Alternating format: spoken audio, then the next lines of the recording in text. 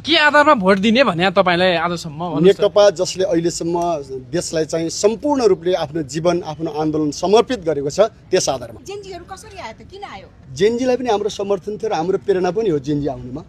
अब आकलन के छ, कति सिट ल्याउन सकिन्छ यो निर्वाचनमा? सिंगै देशलाई बदल्ने हो, तपाईहरु सबैको साथ लिने हो। अहिलेसम्मका जति पनि नकारात्मक र दुःखद परिणामहरू छन् त्यसको शिक्षा सहित नेकपाले देशलाई हामीले अपिल पनि गरेका छौं, जनताले साथ दिए भने यो देशका युवाहरूलाई म नेपाली हुँ भन्ने एउटा स्वाभिमानीपूर्ण जीवन दिने हाम्रो चाहना छ।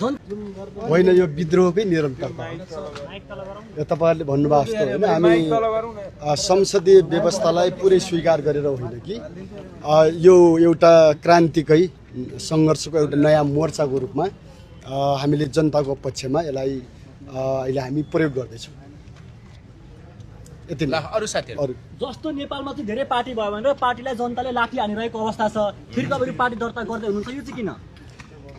पार्टी भन्दा बाहिर अर्को कुनै साधन हामीसँग छैन जनताको सेवा गर्ने र देशको सेवा गर्ने। यति नै यति नै। पछाउँछ जनताले तपाईँलाई फेरि पार्टी त धेरै भयो भन्छ नि त नेपालमा, जनता भन्दा पार्टी धेरै भयो भन्ने कुरा छ। यो नयाँ पार्टी हो र जनताको सल्लाह अनुसार नै यो कदम चालिएको। तपाई प्रचण्डसँग किन पार्टी एकता गर्न चाहनु भएन कि? सम्भव के भएन? होइन, एकताको बहस त नेपालमा जारी नै छ।